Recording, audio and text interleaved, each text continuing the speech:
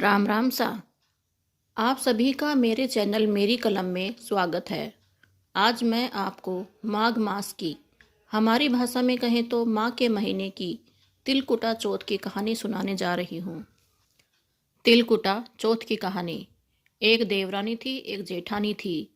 जेठानी बहुत धनवान थी और देवरानी बहुत गरीब थी। देवरानी रोज सुबह शाम जेठानी के घर पर काम करने जाती। वह चाकी से आटा भी पीसती थी।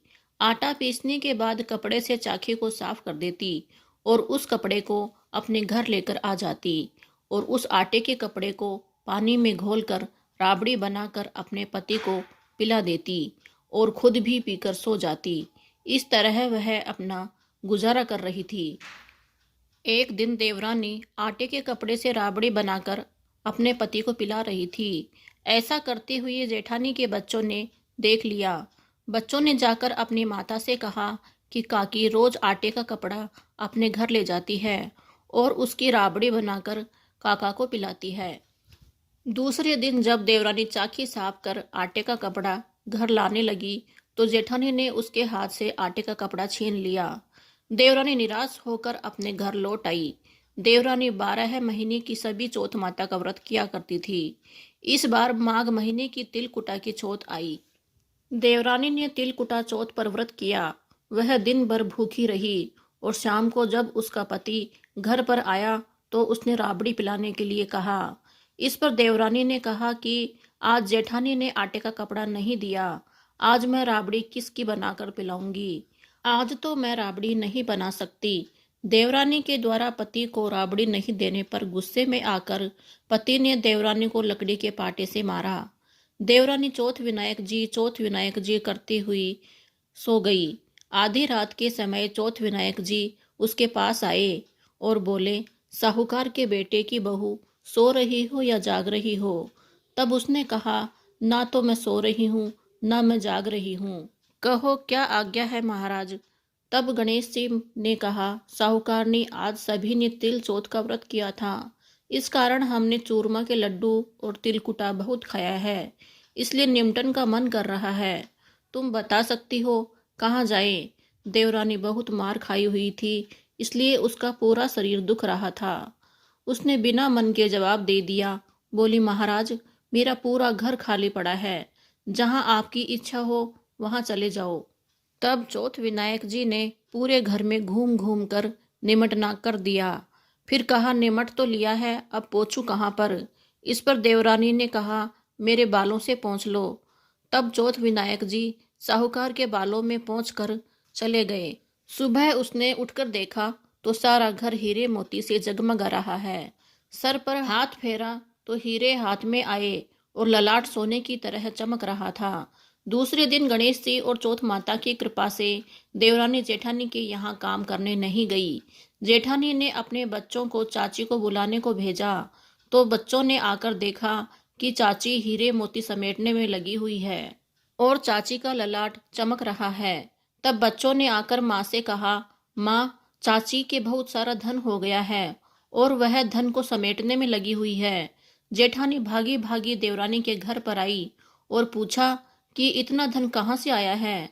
भोली भाली देवरानी ने सारी बात सच सच बता दी।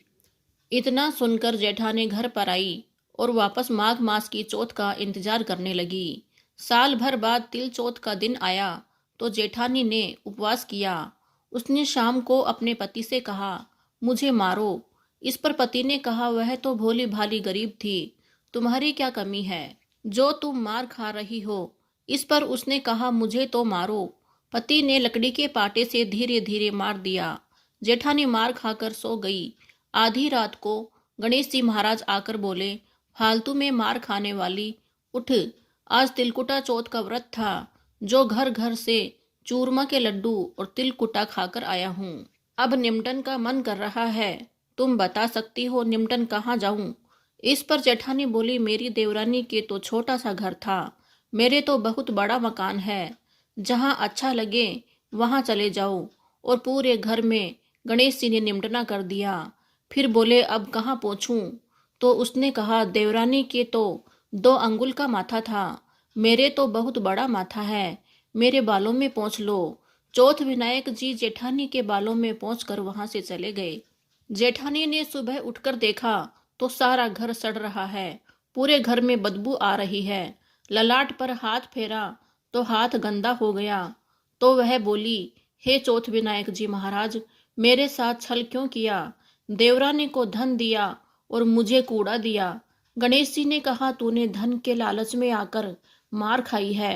और देवरानी धर्म की भूखी मार खाकर सोई थी। उसने कहा, महाराज आपकी माया समेटो और मुझे माफ कर दो। तब चौथ विनायक जी बोले, तेरा आधा धन देवरानी को दे, तब मेरी माया समेटूंगा। जेठानी ने देवरानी को बुलाकर आधा धन दिया। मैंने संचय किया है तो तू ले। तब देवरानी ने कहा, मुझे तो चौथ विनायक जी ने दिलवाया है, लेकिन 2 सुई धागा रह गया था, तो थोड़ी सी गंदगी भी रह गई थी। तो उसने कहा, महाराज अब तो मेरा समेटा समेटो। तब गणेश जी ने कहा, 1 सुई धागा देवरानी को दे, 1 तू रख। फिर उसने 1 सुई धागा देवरानी को दिया। तब उसका घर वापस साफ हो गया। हे विनायक जी महाराज, जैसा आपने जेठानी के साथ किया वैसा किसी के साथ मत करना, और जैसा देवरानी को धन दौलत वैभव किया वैसा सबके करना। कहने सुनने और हुंकार भरने वाले सबकी मनोकामना पूरी करना। बोलो चौथ माता की जय। बोलो गणेश जी महाराज की जय। चौथ माता की कहानी सुनने के बाद गणेश जी महाराज की कथा अवश्य सुने। गणेश जी महाराज की कहानी सुनने के लिए हमारे डिस्क्रिप्शन में जाएं या फिर चैनल को सब्सक्राइब कर लें, क्योंकि इस कहानी के नीचे ही गणेश जी महाराज की कहानी दी गई है। वहां से आप गणेश जी महाराज की कथा सुन सकते हैं। यदि कहानी अच्छी लगी है तो चैनल को लाइक करें, सब्सक्राइब करें और ज़्यादा से ज़्यादा शेयर करें।